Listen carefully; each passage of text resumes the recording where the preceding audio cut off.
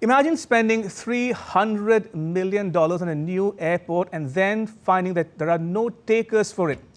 This is the fate that's befallen the international airport at Gwadar on the Arabian Sea coast of Balochistan.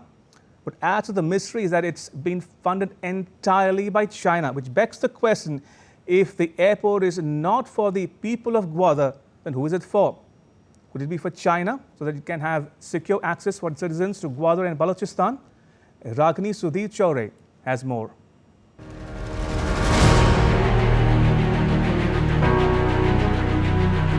The new Gwadar International Airport in Pakistan is a ghost town. No flights take off, no passengers walk through its terminals, no local workers have been hired, and no one knows when it will open for business. With no passengers and no planes, Pakistan's newest and most expensive airport is a good example of misplaced priorities. Located in the coastal city of Gwadar and completed in October 2024, the airport is a stark contrast to the impoverished, restive southwestern Balochistan province around it. Clearly, an airport with a 400,000 passenger capacity is not a priority for the city's 90,000 people who have bigger worries to contend with, such as a systematic discrimination by successive Pakistani governments, human rights abuses by the Pakistani army, and not getting a fair share of revenues in spite of contributing heavily to Pakistan's GDP. That's not all.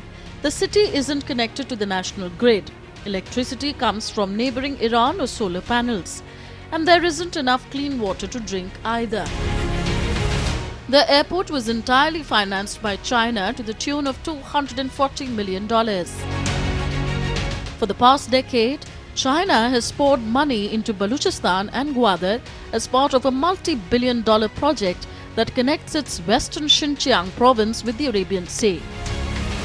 Completed in October 2024, the airport was envisioned as a major hub for trade and tourism.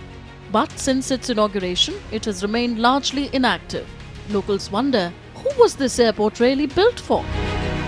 Gwadar lies in Balochistan, a region rich in natural resources, but deeply troubled by violence and economic neglect. People here face extreme hardship. Locals have to walk miles to fetch water, and jobs are non-existent. The Baloch, as the locals are called, see no economic benefit in the new airport, despite China's heavy investment in it. People don't have freedom of expression in Balochistan. People don't have freedom of assembly in Balochistan.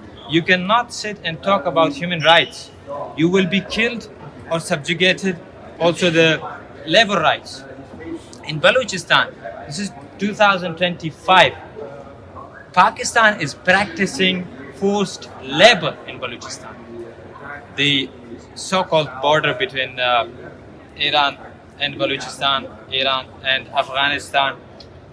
To fence that border, they have forced the locals to work there without being paid and without their free will.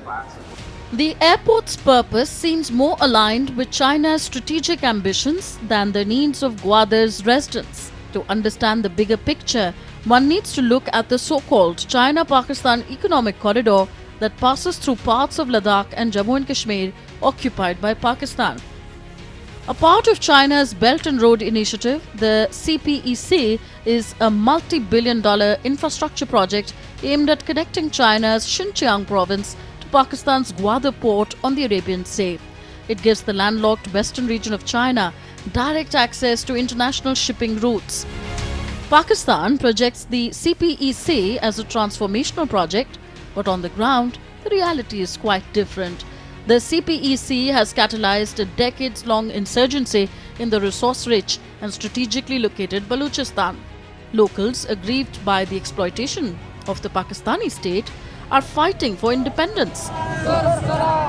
They are targeting both Pakistani troops and Chinese workers in Balochistan and elsewhere.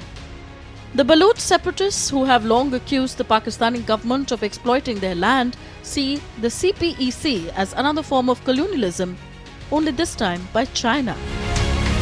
For the past decade, Chinese investments in Gwadar have coincided with rising security tensions.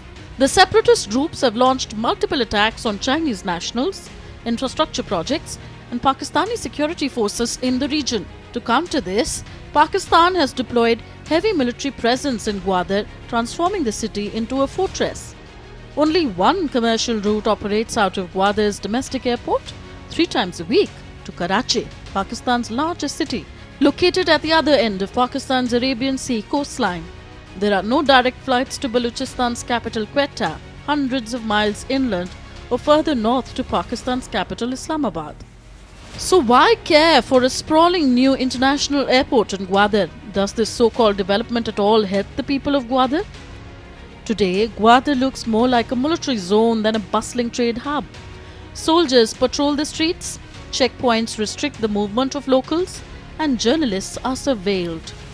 Even the inauguration of the new Gwadar International Airport was shrouded in secrecy.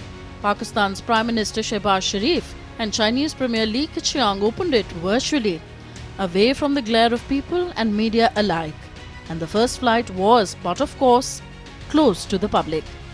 The situation in Gwadar has sparked global concern.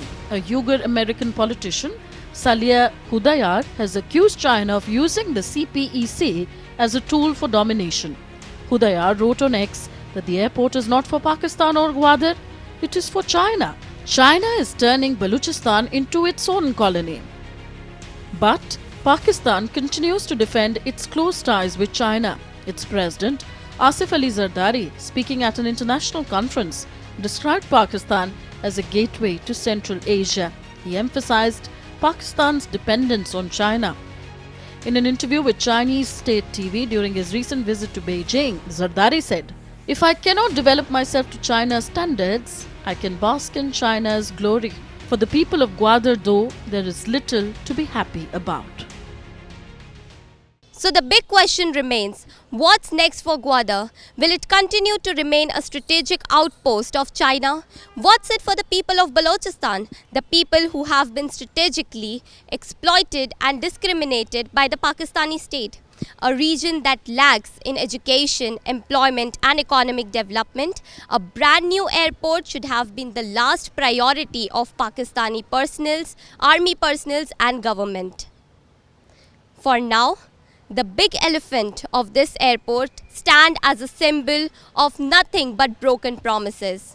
It is a hollow structure standing in the region where people cry for real development and not to be a part of some neo-colonial project that has been put up by the politicians in Islamabad and Beijing. With camera person Sarda Ranjan, Ragini Sudhir Chaure for DD India.